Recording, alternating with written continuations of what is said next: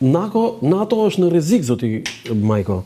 Dhe nga deklaratat e presidentit Trump nuk është çudi që SBA-ja të tërhiqet nga Aleanca e Atlantikut Verior? Nuk besoj.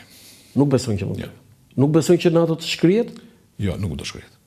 Po ne ç'do bëjmë ne shqiptarët, se edhe me NATO dhe pa NATO, po pa në një ushtri të themi që kemi ne, dalim zbuluar në këtë situatë të çuditshme që po kalon bota? Jo, nuk besoj. Kush na mbron, e? Së pari ne do mbrojmë veten, së dyti ne kemi miq. Po me çfarë të mbrojmë veten po? Kemi miq. Jo, miq tani mund të kenë edhe për veten se kur s'kemi Jo.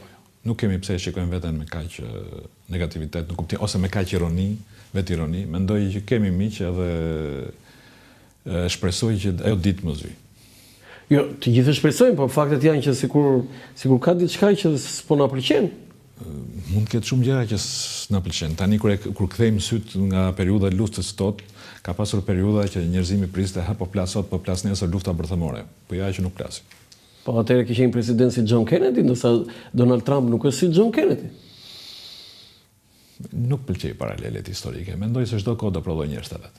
Sa i urtë e bërë, zoti Majko. Pse? Wow, zjarr flisjen përpara, me gestikulacione, me mimik, tani e bërë një burr i urtë, çka ka ndodhur? Pse ka që urtë? Dhe shumë i tërhequr në deklarata. Ti jepje ide, jepje mendime që mbeteshin... Kur ti ke filluar të botosh 50 kryeministrat, 100 kryeministrat, këta që kanë bërë... Jo, 33 ju se kanë bërë, se bëjdo të 50, si 100 kryeministrat. Edhe kanë filluar që bisedet me ty ti mendoj edhe nga konteksti, po them në një fjalë ta ketë mirë në libër. Shfrytëzoj rastin sot për të bërë një pyetje që ja ka marrë përgjigjen dhe zotit Berisha, po ju si kryeministër dhe ministri i mbrojtjes, dy herë, do doja që, dhe e di që është historie, po të lutem, më jep sqarim, do të lutesh shumë të më jep sqarimin për ato që di. Në vitin 91-92 në Shqipëri ndodhi një shkatërrim masiv i uzinave, fabrikave, deri furrave të bukës, u prishën kooperativat etj. Zoti Berisha ka pranuar që ka qenë vepër e UDB-s kjo që ndodhi në Shqipëri.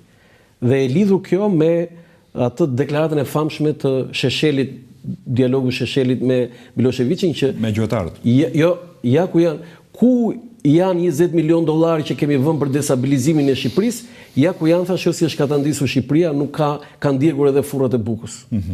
Zoti Berisha ka pranuar këtë që po, kështu ka ndodhur, që UDB-ja ka gisht në destabilizimin e Shqipërisë dhe në shkatërimin e uzinave, fabrikave dhe e industrisë ushqarake, sepse ne sot zoti Rama ka folur për rigjallërimin e industrisë ushqarake. Ju keni qenë 2 herë kryeministër, 2 herë ministri i mbrojtjes. Cila është ajo që ju e quani si mendimi juaj për gjithë që ka ndodhur? Mendoj se 20 milion dollar janë shumë pak për të shkatruar Shqipërinë. Sigurisht nuk janë shumë pak, por patur parasysh nivelin e agjenturës që ka pasur UDB-ja në Shqipëri dhe nuk ka pasur pak, mendoj se 20 milion janë shumë pak. Dhe ne nuk kemi pse e përdorim në këtë rast UDB-n si justifikimin kryesor pse u shkatrua Shqipëria.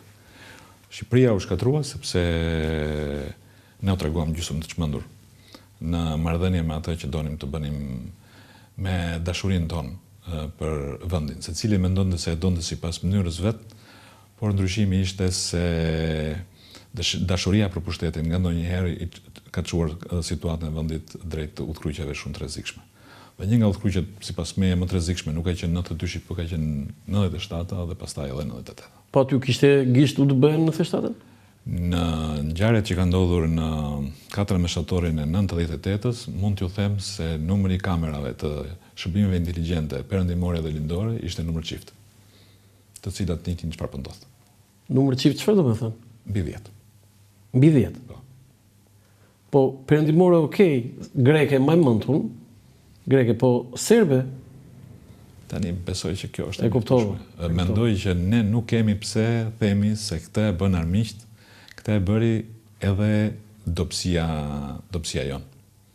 Dhe nëse nuk fillojmë t'i pohojmë gjëra duke filluar nga dobësitë që kemi ne, mendoj se justifikimi se Serbia na ka bërë këtë ose na ka bërë atë, ajo ka bërë pjesën e vet.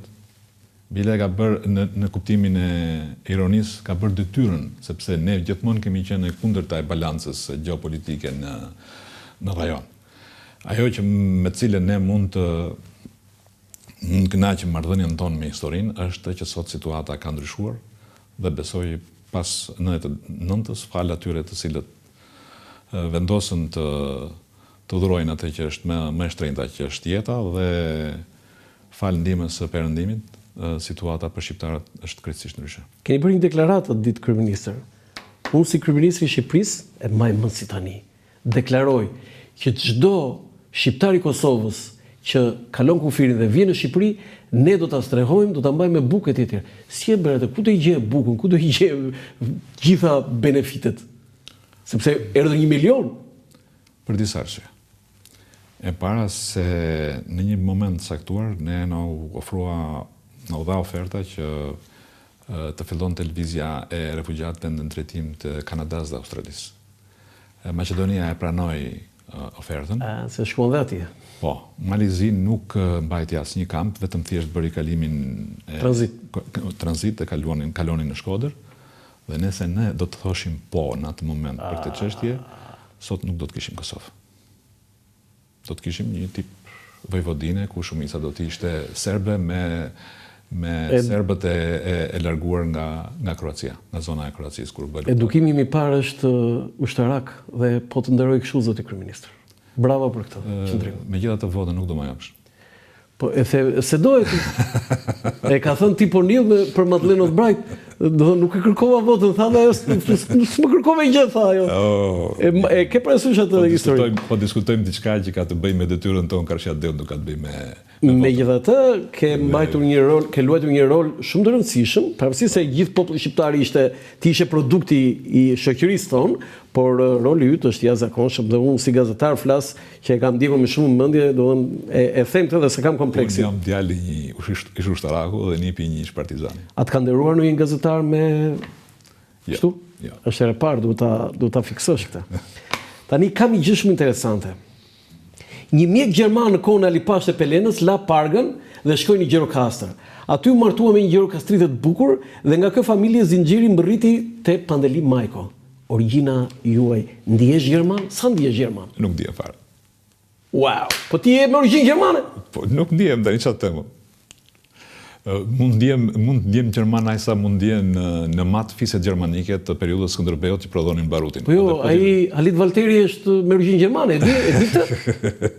Valter është W, kështu ata, kjo njëjtë shkencërisht. Mbiemri i parë na ka humbur, pra ai gjermani. Dhe pastaj si ka qenë mbiemri ti? Nuk e mbaj mend. Nuk e kanë shkruar. Nuk e kanë shkruar. Pse u transformuan? I dyti ka qenë Memeci. Memeci sepse ai nuk fliste. Sepse nuk komunikonte mirë. Do të jo nuk fliste, por nuk fliste shqip. Po. Si do Memeci? Dhe ja vund gapin më një herë.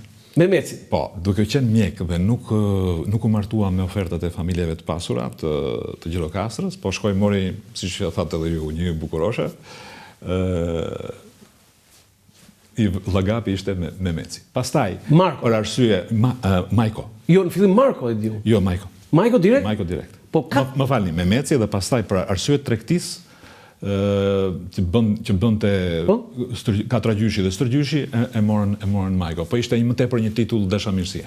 Po tani kjo Majko se tani në fshatrat e Gjirokastrës, Korçës, shumë e radhë, punonin shumë që në bujkrob të slav, të cilët bënin punën e bujqve në tokat e belerëve të Gjirokastrës. Të punësuar aty? Të punësuar, po. Dhe ata i thanë Majko? Eksakt, dashamirësia, po. Majko për gjitha që se di në serbo-kroatisht është nën, mama, nën. Sepse jepnin falas e tjere. Bile më kujtojt jo kur shkuat në Kosovë. Jo, pritaj, do të tem të timet jo. Po mërzita një moment. Edhe i them, i them, po ku nuk gjetëm do të një mbjemër më të mirë, pa më gjetë në fut këtë mbjemërin Majko. Ai duke qeshur, se e kam pas shumë shakatarët veçantë. Më thot mua, djali më thënë mua, s'ka problem.